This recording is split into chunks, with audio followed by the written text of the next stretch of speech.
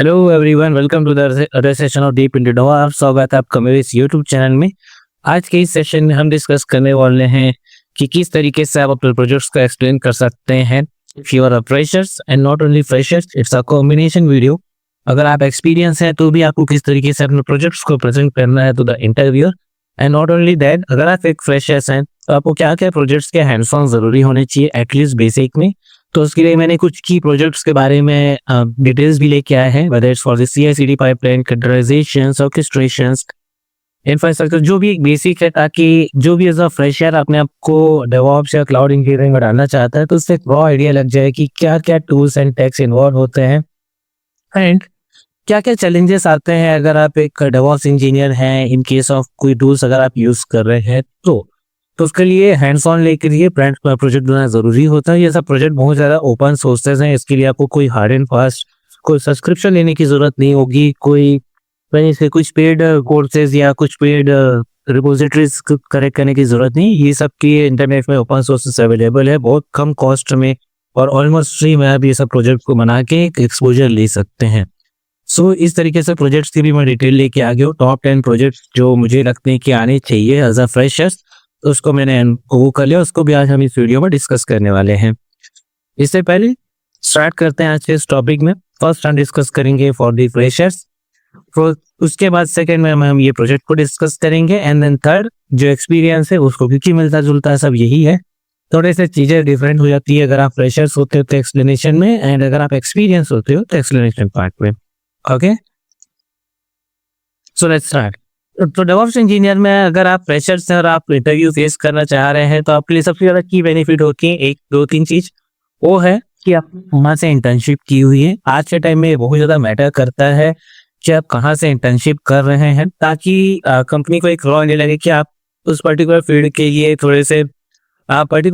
लिए आप इंटरेस्टेड हैं और आपने कुछ किया है ड्यूरिंग द कॉलेज टाइम।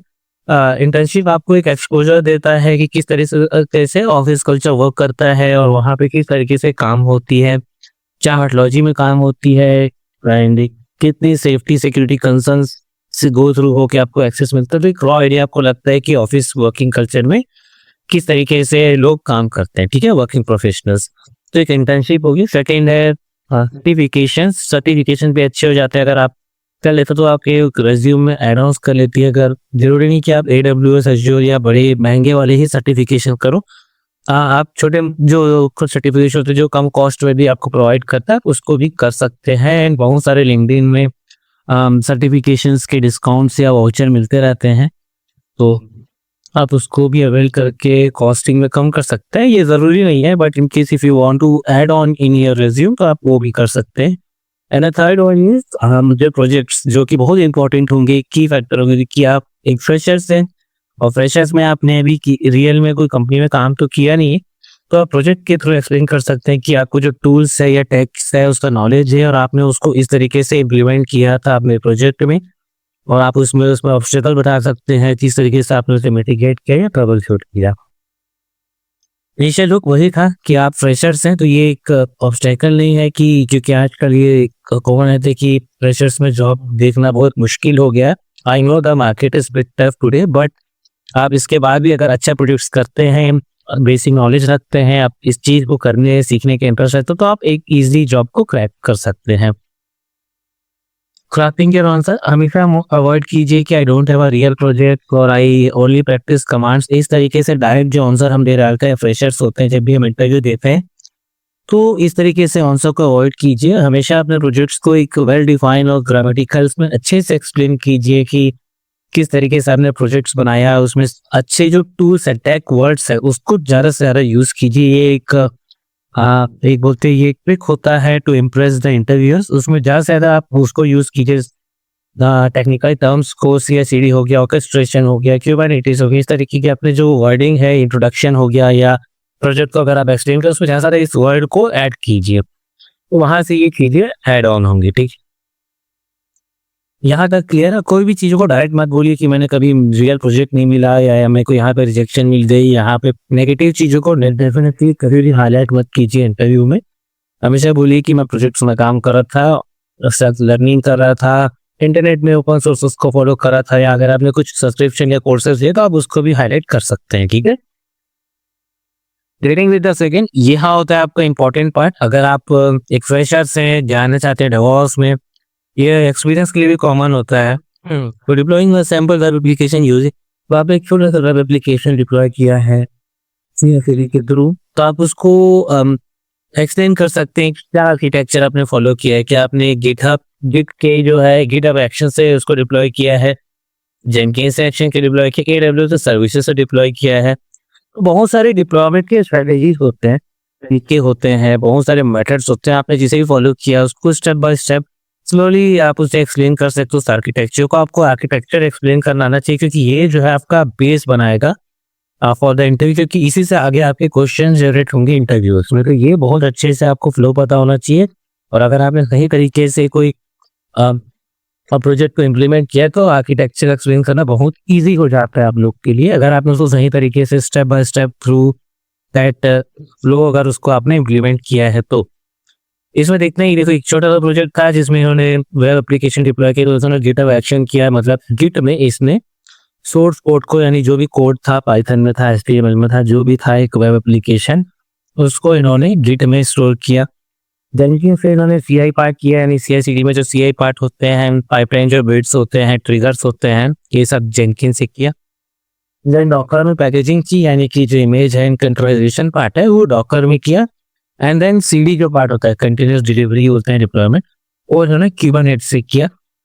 उसमें क्लस्टरिंग से किया होगा, काइंड से किया होगा, मीनिंग जिससे भी किया हो, क्योंकि बहुत सारे तरीके हैं। अगर आप एक पर्सनल प्रोजेक्ट बनाते हैं तो आपको उसको एक्सप्लेन करना आना चाहिए। देखिए कंप्लीट CI/CD फ्लो हो गया, जिसको आप एक्सप्लेन कर सकते हैं कि स्टेप बाय स्टेप क्या क्या है इसमें। आप बीच बीच में आपको चीजें बता सकते हैं कि आपने और क्या क्या इसमें एड ऑन किया for monitoring purpose, for safety purpose, और जो भी अगर आपको एड ऑन करना है तो पॉजिटिव एड ऑन कर सकते हैं। अभी इसमें चैलेंजेस या ट्रबल शूट को इसको बाद में बताएं, जब वो एक दो पूछें तब आप उसे एक्सप्लेन कीजिए अपने फिर इसमें कि मुझे ये इश्यूज आई, मुझे और इंस्टॉलेशन में ये इशू आया, CPU यूटिलाइजेशन में ये सब, ये सब जब इंटरव्यू पूछे कि आपको इस प्रोजेक्ट में क्या क्या चैलेंजेस का सामना करना पड़ा, तब आप उसे ये एक्सप्लेन कीजिएगा। एक्सप्लेनिंग द फ्लो, जो कि ऑलरेडी बता दिया कि किस तरीके से आप ये फ्लो को एक्सप्लेन कर सकते हैं। पहले आपने कमिट किया, क्योंकि गिटहब में किसी डेवलपर ने कोड रखा, फिर उसको जेनकिन पाइपलाइन से आप ऑटोमेटिक से बिल्ड किया गया, टेस्ट किया गया। डॉकर से उसको डॉकर हब या ECR आपने जो भी यूज किया हो उससे आपने इमेज को कंटेनराइज किया। एंड देन CD पार्ट जो डिप्लॉय होता है तो कुबरनेटिस से इमेज को पुल किया, EC2 EKS। अगर आप गूगल क्लाउड का तो GKE होता है। तो ऐसे बहुत सारे कुबरनेटिस के जो क्लस्टरिंग होते हैं प्रोवाइडर्स देते हैं, तो आप जो भी यूज कर रहे हैं उसको अच्छे से एक्सप्लेन करना आपको आना चाहिए। AWS पॉइंट ऑफ व्यू था, माइट भी आप Azure यूज कर रहे होंगे या GCP यूज कर रहे होंगे, तो भी आप उसको यही तरीके से चेंज कर सकते हैं। नेमिंग कन्वेंशन चेंज होता है, बट फ्लो तो एंटायरली सेम रहता है। उसके बाद आप अपने आप को यहाँ पे रोल में डिफाइन कर सकते हैं कि अगर फ्रेशर हैं तो आप अपने आप को ओनरशिप लीजिए, उस चीज का रिस्पॉन्सिबिलिटी लीजिए जो भी आपने लिया हुआ। जैसे आपने जेनकिंस पाइपलाइन में तो उसे बताइए कि ग्रूवी स्क्रिप्ट जो है उसको आपने खुद लिखा हुआ है। ये मत बताइए कि आपने रेफरेंस से ही सिंटैक्स में चेंज किया, आपने खुद लिखा हुआ है। बेसिक सिंटैक्स का आपको आइडिया होना चाहिए कि कहाँ पे आपने पाइपलाइन डिफाइन किया है, लेबल डिफाइन किया है, एनवायरनमेंट आपने कैसे डिफाइन किया। ये एक बेसिक सिंटैक्स होता है जहाँ से क्वेश्चन फ्रेम होते हैं कि क्या क्या स्टेप्स आपने ऐड किया था उसमें, सर्फ के अंदर क्या क्या आपने कमांड्स पास किए थे। तो एटलीस्ट बेसिक आपको एग्जैक्टली सिंटैक्स कोई भी लिखने नहीं बोलता, बट इन केस आपको एक रॉ आइडिया होना चाहिए कि ग्रूवी स्क्रिप्ट किस तरीके से लिखा जाता है, उसमें जो ब्रैकेटिंग है वो बहुत इंपॉर्टेंट होता है, तो उसको आप कैसे यूज करेंगे। I don't Docker file for packaging, इसका भी इस ओनरशिप लेता कि डॉकर हम लिखते हैं तो आपने इसका बोलते हैं वर्जन से एल्पाइन वर्जन हो गया, स्लिम पाइथन का स्लिम वर्जन लेते हैं, तो किस तरीके से आप उसे लिखते हैं, कैसे आप रिपोजिटरीज को कॉपी करते हैं, एंट्री पॉइंट और कमांड में क्या डिफरेंस होते हैं। तो इस तरीके से जो डॉकर फाइल है वहां से क्वेश्चन बन जाते हैं।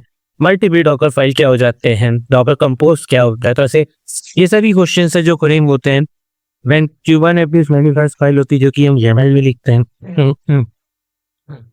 तो YAML में हम बहुत सारा फाइल लिखते हैं, डिप्लॉयमेंट की लिखते हैं, सर्विसेज की लिखते हैं। अगर आप बहुत सारे अलग लिख रहे हैं तो आपको अगर HPA कॉन्फ़िगर करना है, आपको इंग्रेस कंट्रोलर कॉन्फ़िगर करना है, टॉलरेंस अगर आपको किसी नोड में लगवाना है, पॉड में लगाना है, तो ये सब में आप एक क्यूबरनेटिस के मैनिफेस्ट फाइल लिखते हैं, तो वो भी आपको आना चाहिए। अगर आप उसे बता सके कि क्या काइंड है, फिर मेटा डेटा क्या है, उसमें लेबल्स क्या है, किस तरीके से आपने उसमें रोल्स आरबैक इम्प्लीमेंट किया है, किस तरीके से आपने उसमें शेड्यूलिंग की है, क्या सर्विसेज आपने उसमें दिया हुआ है। आप AWS के इंफ्रास्ट्रक्चर को भी ले सकते हैं कि क्या क्या इंफ्रा आपने यूज़ किया है। लैम्डा फंक्शन हो सकता है, क्लाउड फॉर्मेशन स्टैक्स हो सकता है, बीड हो सकता है, S3 बकेट हो सकता है। अगर आपने कुछ वहाँ पे फाइल्स एंड फोल्डर स्टोर किया तो क्लाउड तो बहुत सारे AWS के सर्विसेज हैं जो हम CI/CD में यूज़ करते हैं, ये भी आप बता सकते हैं। तो इस तरीके से आपको होना चाहिए कि जो भी आपने CI/CD या जो भी आपने प्रोजेक्ट होना है उसकी रिस्पॉन्सिबिलिटीज आप लें। कमिंग टू प्रोजेक्ट, अगर मैं प्रोजेक्ट की बात करूं तो प्रोजेक्ट में क्या होता है कि आप बेसिक से स्टार्ट कीजिए। अगर आप फ्रेशर्स हैं तो आप बेसिक प्रोजेक्ट से भी चालू कर सकते हैं। सॉरी, तो देखिए बेसिक है, अगर आप एकदम ही वो है तो आप एक CI/CD का पाइपलाइन कर सकते हैं। Allow me a minute.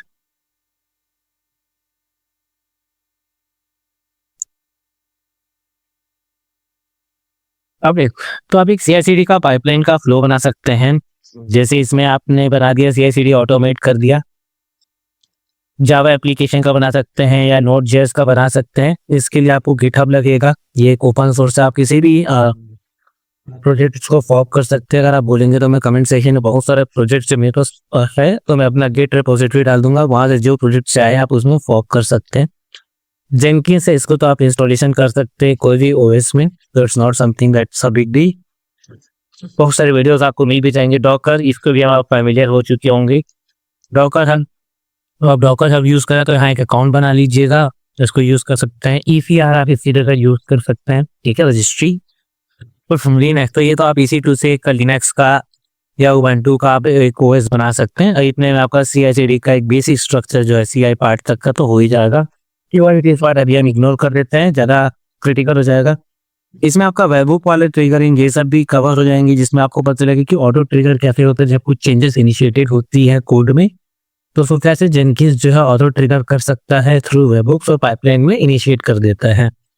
ये CI/CD का पाइपलाइन बहुत इंपॉर्टेंट होता है। इसका फ्लोज है, ये है, इसके लिए बहुत सारे वीडियोस ऑलरेडी यूट्यूब में अवेलेबल है, तो आप देख सकते हैं। अगर आपको टफ लग रहा है तो आप मुझे कमेंट में बता सकते हैं, मैं एक सिंपल वाला CI/CD पाइपलाइन बना दूंगा, जिसको आप एटलीस्ट एक रॉ आइडिया देखने के लिए आप उसे अपने भी सिस्टम में इम्प्लीमेंट कर सकते हैं, ठीक है। मैंने क्या है एप्लीकेशन कंट्रोलाइजेशन। अब ये है convert a legacy monolithic application into a Docker image using Docker file. एक मोनोलिथिक एप्लीकेशन है, देखिए एक माइक्रो सर्विसेज होती है, एक मोनोलिथिक होती है। मोनोलिथिक यानी एक सिंगल फ्लो में जो जा बनता है उसको बोलते हैं, उसको आप एक डॉकर इमेज बना सकते हैं। हालांकि अभी nowadays we don't used to go for a monolithic pipeline और एप्लीकेशन, सब माइक्रो सर्विसेज में कन्वर्ट हो चुकी है। बट दैट्स ऑल, क्या प्रोजेक्ट में बनाने के लिए आप इसे यूज कर सकते हैं। इसलिए Docker, Linux, GitHub, that's enough. इसमें आपको समझ आ जाएगा कि डिफरेंस बिटवीन क्या होता है कि इमेज का और एक कंटेनर का, और कैसे हम इसे ऑप्टिमाइज कर सकते हैं इमेज की साइज को, क्यों हम डॉकर यूज करते हैं, और एक कंटेनराइजेशन क्या उसकी इमेज साइज में डिफरेंस आता है, क्या ये भी एक आपको ऑलरेडी लग जाएगा। थर्ड वन आप क्यूबरनेटिस कर सकते हैं, वो वेरी वेरी इंपॉर्टेंट। क्यूबरनेटिस में जो होती है ऑर्केस्ट्रेशन प्लेटफॉर्म है, क्या होती है इसकी क्लस्टरिंग क्या होती है, क्यों क्यूबरनेटिस बहुत इंपॉर्टेंट टूल है फॉर द 3D पार्ट।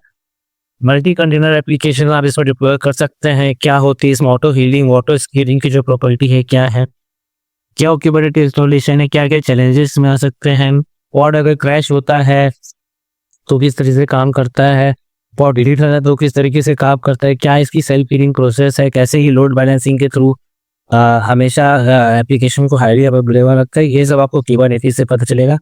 तो इसका प्रोजेक्ट बना सकते हैं। इसमें kubectl, kubeletto ये सब के इंस्टॉलेशन की जरूरत पड़ती है। एंड देन आप उसमें क्लस्टरिंग में YAML फाइल के थ्रू आप मल्टी क्लस्टर में अपने टर्म्स एंड कंडीशंस जो भी आपको ऐड करना है इसको रिक्वायरमेंट आप ऐड कर सकते हैं।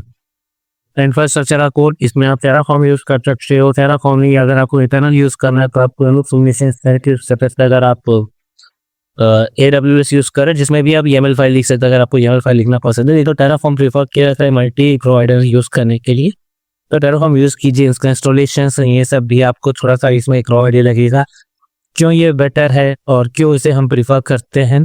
और आप इसमें क्या होगा कि आप कोड से इंफ्रास्ट्रक्चर क्रिएट करोगे rather than going with the UI। मतलब आप AWS के मैनेजमेंट कंसोल में ना जाके आप कोड से ही उसे कॉन्फ़िगर कर लोगे। आप अपने कंसोल को वहीं से S3 बकेट बना सकते हो, DynamoDB टेबल बना सकते हो, यहाँ तक कि लैम्डा फंक्शंस भी क्रिएट कर सकते हो। जो भी आप क्रिएट करना है AWS का रिसोर्सेज को, तो आप वह कोड उसको एक फॉर्मेट में डिफाइन कर सकते हो, उसका सिंटैक्स को डिफाइन कर सकते हो, उसमें क्या क्या चीज़ें आपको चाहिए, क्या क्या पैरामीटर्स आपको चाहिए, आप उसमें कर सकते हो।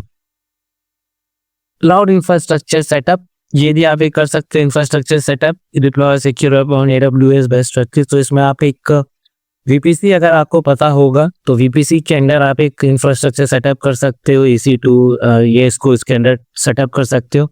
इसमें आपको security group, subnet, internet gateway, NACLs, बहुत सारे जो VPCs के पार्ट है उसके बारे में पता चलेंगे। किस तरीके से आप एक्सेस दे सकते हो पोर्ट 80, 22, 9000, 8080, जो भी आपका रिक्वायरमेंट है वो 443, ऐसा बहुत सारे एक्सेस होते हैं, पोर्ट्स होते हैं जिसमें अलग अलग चीज़ें चलती हैं।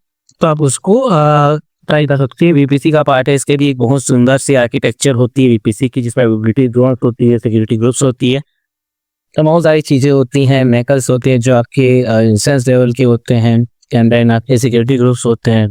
तो बहुत सारी चीज़ें हैं जिसको आपको ये करना होता है, सेट कॉन्फ़िगर करना होता है। जीरो डाउन टाइम मॉनिटरिंग, इससे तो बहुत सारी क्वेश्चंस पूछती है। तो इसमें आप प्रोमीथियस, ग्राबाना, नोड एक्सपोर्टर, ये एक्सपोर्टर ज़रूरी होता है जो प्रोमीथियस को, सर्वर को हमेशा अपडेट देता रहता है। बेसिकली इसमें क्लाउड वॉच अलार्म्स भी आप ऐड कर सकते हो। ये मॉनिटरिंग पार्ट हो गई। जब आपने इंफ्रास्ट्रक्चर सेटअप कर लिया है तो आप उसको मॉनिटरिंग करने के लिए आपको कुछ ना कुछ तो चाहिए ही होगा। जब इंफ्रास्ट्रक्चर अपन रेडी है तो इन दैट केस आप डैशबोर्ड सेटअप कर सकते हैं, चाहे आप प्रोमीथियस यूज़ की। सब ओपन सोर्सेज हैं, आपको इसे इंस्टॉल करना होता है, कॉन्फ़िगर करना होता है। इसके लिए एनॉर्मस अमाउंट ऑफ वीडियोस और जो ट्यूटोरियल्स अवेलेबल है, आपको कहीं सब्सक्रिप्शन लेने की ज़रूरत नहीं है। आप डायरेक्टली ये सब वीडियोस यूट्यूब में देख सकते हैं अपने लैंग्वेजेस में।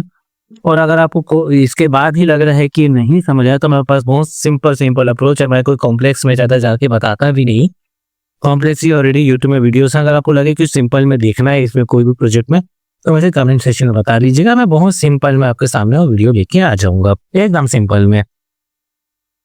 गिटहब, इसमें आर्गो CD है। क्या करता है आर्गो CD, क्यों इंपॉर्टेंट है क्यूबरनेटिस पॉइंट ऑफ व्यू से, क्यों क्लस्टर में डायरेक्टली है, क्या पर्पज़ है ये आर्गो CD का, और क्यों ये इसको हमको आज नया गिटहब अप्रोच में ये लोग इसे प्रीफर करते हैं कि इसके रिलेटेड आप एक प्रोजेक्ट्स बना सकते हैं। ये आपका एक प्रो प्रोजेक्ट हो जाएगा जब आप, क्योंकि इससे पहले आपको क्यूबरनेटिस के बेसिक्स का क्लियरेंस बहुत ज़्यादा ज़रूरी है। देन ओनली आप आर्गो CD में जाएँ तो ज़्यादा अच्छा है। आप डायरेक्टली इसमें जंप मत करें, इससे पहले आप क्यूबरनेटिस और YAML मैनिफेस्ट समझें, देन उसके बाद ही इसमें शेल स्क्रिप्टिंग में आप आ सकते हैं। ये इंपॉर्टेंट होता है। फिर कुछ कमांड होते हैं एंड cron जॉब होता है। cron जॉब मतलब हम एक रिपीटेटिव वर्क करते हैं, उसकी हम जब ऑटोमेशन करते हैं, जो मैनुअल एक्टिविटी को हटा के उसको हम cron जॉब बोलते हैं। बैश क्या होता है, लिनक्स क्या होता है, लिनक्स के क्या क्या कमांड्स होते हैं, स्टोरेज देखने के लिए क्या कमांड होते हैं, टॉप क्या होता है, htop क्या होता है, ये सब आप इसमें देख सकते हैं। ये भी बहुत इंपॉर्टेंट होता है। एंड देन ये थोड़ा सा एडवांस रहता है। अगर आपने इतने प्रोजेक्ट्स डाले छोटे या मोटे यहाँ वहाँ से, तो multi stage pipeline that's clear plot, तो ये आपको एक इन्वायरमेंट देता है कि इसको किस तरीके से यूज़ की। जेनकिंस में आप किस तरीके से मल्टी पाइपलाइन डिफाइन करेंगे, मल्टी इन्वायरमेंट सेटअप कैसे करेंगे, इसमें जेनकिंस का फाइल को किस तरीके से कॉन्फ़िगर करेंगे, पैरेलल कॉन्फ़िगरेशंस क्या होते हैं, इन्वायरमेंट सेटअप क्या होते हैं, सोनार क्यूब किस तरीके से क्वालिटी गेट चेक करता है अपने कोड का, क्या स्टैंडर्ड कोड है उसको पास करवाता है। तो इस तरीके से आप उसमें इजी कर सकते हैं। प्रोजेक्ट 10 जो बहुत है अनलिमिटेड जो हो सकते हैं, जिसमें काफ़ी है, वो एक एंटायर आपका CI/CD हो जाएगा, जिसमें आपके सब टूल्स साथ में अगर आप इसे इम्प्लीमेंट कर पाएंगे तो ये इनफ होता है कोई भी इंटरव्यू के अच्छे टफ इंटरव्यू को क्रैक करने के। जिसमें अगर फेस में गेट हो गई, जिसमें अगर आप कोड लिख रहे हैं, वेल एंड गुड, नहीं भी लिख रहे तो आप कोड कहीं से भी मिल जाएगा आपको, ओपन सोर्स, आप उसे कॉक कर सकते हैं। देन जेनकिंस से आपका जो मेन है उसको आप unit test, run, builds and all those इसमें ट्रिगर कर सकते हैं। ग्रोवी स्क्रिप्ट में सोनार क्यूब में आप अपने बग्स और सिक्योरिटी वल्नरेबिलिटीज चेक कर सकते हैं। डॉकर में इमेज बिल्ड कर सकते हैं और उसे पुश कर सकते हैं डॉकर हब में, ECR में। टेराफॉर्म प्रोविजन करके आप EKS से क्लस्टर को क्रिएट कर सकते हैं, क्योंकि UI से बहुत ज़्यादा हार्ड है EKS के क्लस्टर को क्रिएट करना, तो टेराफॉर्म बहुत ईजी अप्रोच है EKS क्लस्टरिंग करने का।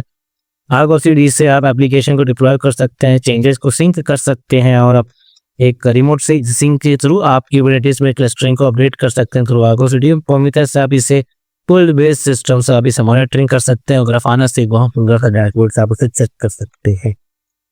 I think this is all about the projects. ये सब चीज़ों को मैं अपने टेलीग्राम चैनल में शेयर कर दूंगा ताकि आपको ये एक्सेस हो जाए और आप इसे इजीली अपने इसे एक्सेस करके इसके थ्रू आप सर्च कर सके और प्रोजेक्ट को चेक कर सके, परफॉर्म कर सके। इन केस आप कोई भी ट्रबल हो रही है then do let me know in the comment section. मैं उसके लिए एक वीडियो लेके आ जाऊंगा ये सब टॉपिक के लिए। अगर सब में ही इशू है सबको बता दीजिए। किसी पर्टिकुलर प्रोजेक्ट्स में अगर आपको कोई भी इश्यूज हो रही है तो मुझे बताइएगा। मैं आपके लिए सेपरेट वीडियो सेटअप के बेसिक लेवल की ले जाऊंगा ताकि क्योंकि आप फ्रेशर्स हैं तो आपके लिए एक ईजी टू ग्रो अप्रोच होगा। ठीक है, कुछ ओपन सोर्स चाहिए, कुछ लिंक चाहिए तो ये भी मुझे जरूर बता सकते हैं।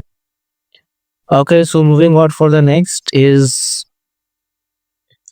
Define your roles. तो मैं बता दिया, तो ये सब हमने बता दिया कि आपने अपने रोल्स को डिफाइन कर लिया, ये कर लिया है। तो यही होते हैं जो प्रोजेक्ट्स है। आपको अगर आपने इसे अपने अंदर इन्वॉल्व किया हुआ है तो आपके लिए बहुत इजी जो गो अप्रोच रहेंगे ये। एंड इसके अलावा मुझे नहीं लगता कि एडिशनल कोई चीज़ लगती है, डर स्टेजिंग्स ये सब कुछ चाहिए। गलत हो गया मैं उसको भेज दूंगा चेंज करके। प्रॉब्लम सॉल्विंग स्किल्स आप में होनी चाहिए।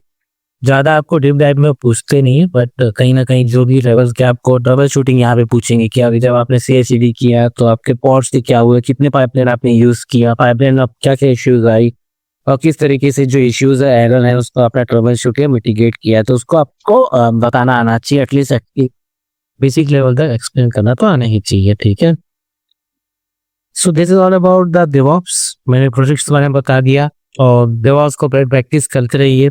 जब भी ये कुछ ऐसा है जो हमेशा प्रैक्टिस मांगता रहता है तो आप नए नए प्रोजेक्ट्स बनाते रहिए। यहाँ तक जो मेरा प्रोजेक्ट है वहाँ तक भी लिमिट मत रहिए। जब आपने बेसिक्स कर लिया तो आप एडवांस प्रोजेक्ट की तरफ जाइए, मल्टीपल प्रोजेक्ट्स कीजिए, कोलैब कीजिएगा। कोई और आपके साथी या कोई पार्टनर है जो डेवऑप्स में काम कर रहा है and want to build a good project, collab कीजिए, वहाँ ट्रबल शूट कीजिए। तो आपको नए नए आइडियाज लगते रहेंगे और उसके हिसाब से ही आप एक प्रोफेशनल डेवऑप्स इंजीनियर बनेंगे, आर्किटेक्ट लेवल के, एंड आप बहुत अच्छा जो प्रोजेक्ट्स या पैकेज है उसको क्रैक कर सकेंगे। Same goes with the freshers one. अभी जो एक्सपीरियंस वन अभी I was explaining that for the freshers, यही सेम टू सेम अप्रोच है डेवऑप्स के। अगर आप एक फ्रेशर एक्सपीरियंस है and if you want to explain those thing to the interviewer तो आप उसे भी कर सकते हैं। इसमें आप कम्युनिकेशंस बहुत ज़्यादा इंपॉर्टेंट होती है, चाहे आप फ्रेशर हो या चाहे आप एक्सपीरियंस। तो इसमें बहुत ज़्यादा इंपॉर्टेंट होता है अगर आप एक्सपीरियंस हैं और आप इवन दो एक्सपीरियंस होने के बाद भी अगर आप अपने प्रोजेक्ट्स को अच्छे से इंटरव्यू को एक्सप्लेन नहीं कर पा रहे हैं एंड आप स्ट्रगल कर रहे हैं उसको अच्छे से कॉन्टेक्ट में बताने के लिए, then you need to work on your communication skill.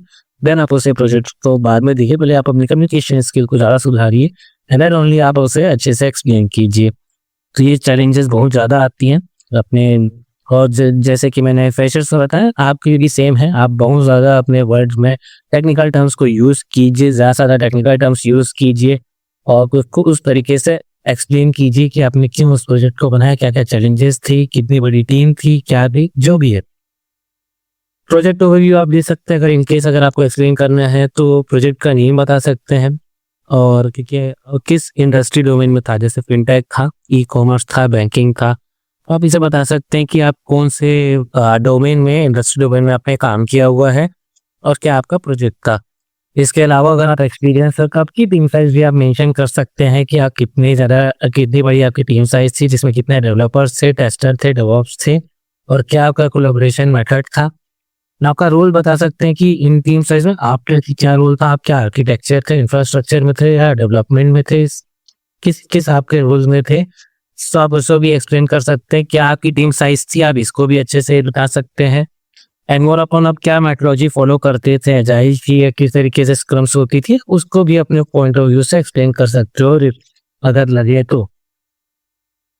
एक प्रैक्टिकल एग्जांपल है, अगर आप एक्सपीरियंस हो तो आप इस तरीके से भी अपना इंट्रोडक्शन दे सकते हो। I worked on a banking domain project where we deployed a micro services application on AWS using Kubernetes. The team had consisted of 8 members. I served as a lead DevOps engineer, owning an end-to-end automation strategy and cloud infrastructure provisioning. तो इस तरीके से frame करके आप technical terms को भी और एक बोल सकते हैं ग्रामेटिकली करेक्ट आप एक एक्सप्लेनेशन दे सकते हैं to the interview to improve, जिससे को नॉट जनरेट में कि क्या रिस्पॉन्सिबिलिटी थी, क्या टीम साइज थी, कितने बड़े प्रोजेक्ट्स में आपने काम किया है, किस डोमेन के प्रोजेक्ट में आपने काम किया है, ताकि जो अपकमिंग आपके इंटरव्यूज के क्वेश्चंस हैं वो उस इंट्रोडक्शन के अकॉर्डिंग ही फ्रेम हो। ठीक है। आर्किटेक्चर फ्लो, ये जब मैंने फ्रेशर की भी जो स्लाइड्स उसमें बताया, सेम आपको भी आर्किटेक्चर स्क्रीन करना आना चाहिए, किस तरीके से आपने चीज़ों को इम्प्लीमेंट किया, तो उसमें आपकी क्या रोल्स एंड रिस्पॉन्सिबिलिटीज थी, क्या आपने इस तरह से कोड लिखा, इस तरह से टेस्टिंग की, इस तरह से इंफ्रास्ट्रक्चर प्रोविजनिंग की, जो भी है आप उसे एक्सप्लेन कर सकते हैं। और उसकी क्या फ्लो थी, क्या इंपॉर्टेंस था आपको ने जो भी ऑटोमेशन या जो भी आपने क्रिएट किया रिसोर्सेज, उसकी क्या वैल्यू थी उस पर्टिकुलर पाइपलाइन में। टूलिंग इकोसिस्टम बता सकते हैं कि आपने क्या क्या प्लेटफॉर्म टूलिंग सिस्टम में आपने यूज़ किया, ऑटोमेशन के लिए क्या यूज़ किया है, कोर प्लेटफॉर्म के लिए क्या यूज़ किया, मॉनिटरिंग के लिए क्या यूज़ किया है। तो ये सब भी आप एक्सप्लेन कर सकते हैं। ज़रूरी नहीं आपके जो मेंशन टूल है चाहे कोर है तो क्यूबरनेटिस होना ही होना चाहिए। आपके हिसाब से आपने जिसमें भी काम किया और कंपनी की क्या रिक्वायरमेंट है सामने वाली, उस हिसाब से आप ये टूल्स को चेंज भी कर सकते हैं, क्योंकि मल्टीपल टूल्स है मार्केट में अवेलेबल। जरूरी नहीं कि आप इन्हीं टूल्स में काम करें और इसी पर्टिकुलर AWS के सर्विसेज में ही काम करें। ठीक है। क्या क्या आपकी डेली रिस्पॉन्सिबिलिटीज होती थी, किस टर्म्स क्या होते थे, क्या आप करते थे डेली, क्या पाइपलाइन मैनेजमेंट में आप क्या करते थे, क्या कंटेनराइजेशन में आप क्या करते थे, ऑब्जर्वेबिलिटी में क्या करते थे, इंफ्रास्ट्रक्चर में क्या करते थे। तो आप ये डेली एक्टिविटीज को भी आप उसको डिफाइन कर सकते हैं। प्लेटफॉर्म आप किस तरीके से बता सकते हैं, मैपिंग की, क्लाउड प्लेटफॉर्म में क्या यूज़ किया, ऑर्केस्ट्रेशन में क्या यूज़ किया, मॉनिटरिंग क्या यूज़ किया। आप मैंने जैसे बताया टूल चेंज कर सकते हैं एज पर योर रिक्वायरमेंट। इस तरीके से आप उसे प्रेम कर सकते हैं जो भी आपने काम किया है। ट्रबल शूटिंग स्किल्स अगर आपसे पूछ रहे तो आप उसे बता सकते हैं कि आप क्यूबरनेटिस में OOM के क्या इश्यूज हुए, मेमोरी की क्या यूज हुए, पॉड क्रैश हुआ तो इसमें क्या सपोर्ट ट्रबल शूटिंग तो आने ही चाहिए। एक्सपीरियंस के लिए वर्क है और पूछे भी जाते हैं real time scenario based question जिसमें इश्यूज और ट्रिगर को हम पूछे जाते हैं और आपको इसको एक्सप्लेन करना आना चाहिए। ठीक है। कुछ क्वेश्चन ऐसे आपका pods for crashing due to memory limits OOM kills, so आप इसे ये सब एक्सप्लेन करना आना चाहिए कि इसका क्या रेजोल्यूशन है और किस तरीके से आपने अपनी टीम में इसको रिजोल्व किया। उससे प्रिवेंट करने के लिए भी क्या क्या स्ट्रेटेजीज आप अपना सकते हैं। फिर इस तरीके से आप इंटरव्यूज में एक अच्छा डिफाइन कर सकते हैं कि that you hold the knowledge about the issues that comes while deploying the CI/CD। Environment life cycle बहुत इंपॉर्टेंट होता है, क्योंकि हम जब रियल में काम करते हैं, एक्सपीरियंस में काम करते हैं, तो मल्टी इन्वायरमेंट सेटअप हम करते हैं, कैसे डेव से QA करते हैं, UAT से प्रॉड करते हैं, उसमें क्या क्या डिफरेंसेस होते हैं, क्या आपने प्रॉड में काम किया कि नहीं। एक बेसिक क्वेश्चन हमेशा जो है एक्सपीरियंस लेवल पर्सन को पूछा जाता है, ये भी आपको एक्सप्लेन करना एटलीस्ट आना चाहिए।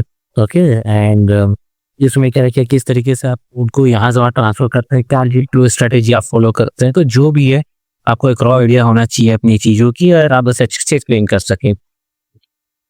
प्रोफेशनल कंक्लूजन यही है, this was my project, I worked mainly on CI/CD, Kubernetes and automation to drive business value. इस तरीके से आप एक क्लोजिंग स्टेट में स्ट्रेटेजी दे सकते हैं। नॉट ओनली दिस, जिसमें भी आपने कोर काम किया है, जो भी आपकी की स्ट्रेटेजीज हैं उसे आपने ऐड कर सकते हैं। Okay, so this is all about the projects जो कि मैंने ऐड किया हुआ था। प्रोजेक्ट्स के बारे में भी मैंने बता दिया है। अगर आप एक्सपीरियंस है, if you want to know more about the projects that can help you to grow your develop knowledge, तो आप मुझे बता दीजिएगा। I can try to come up with those projects जो कि इजी एंड ओपन सोर्स हो and आपको easily help कर जाए आपको डेवॉप्स के एक्सपीरियंस देने में। इन केस फ्रेशर्स हैं and if you want to know more about on this topic, तो आप मुझे कमेंट सेक्शन में बता सकते हो। Although number of sources are available in the market as a DevOps engineer, open source, you don't need to buy any subscription or any sources. So, but in case आपको कुछ भी doubt है या ये है तो आप मुझे कमेंट सेक्शन में बताइए। अपॉलॉजीज फॉर द डिले, मैं कुछ पहले डाक में बिजी था एंड उसके कारण मेरी वीडियोस आ नहीं पा रही थी। Now I will start updating the regularly. बहुत सारे टॉपिक्स थे मैंने कलेक्शन किए हुए हैं आपके क्वेश्चंस के बेसिस में, तो मैं उसे रेगुलर अपने यूट्यूब वीडियोस और टेलीग्राम में अपडेट करते रहूंगा और आपको नए नए PDF से PPTs अपडेटेड मिलते रहेंगे। Till time, thank you for watching this channel. Do like, do share, do subscribe अगर आपको वीडियो अच्छा लगा तो, और डेफिनेटली गिव योर फीडबैक अगर आपको वीडियो एंड एक्सप्लेनेशन अच्छा लगा हो तो। Thank you so much, have a nice day.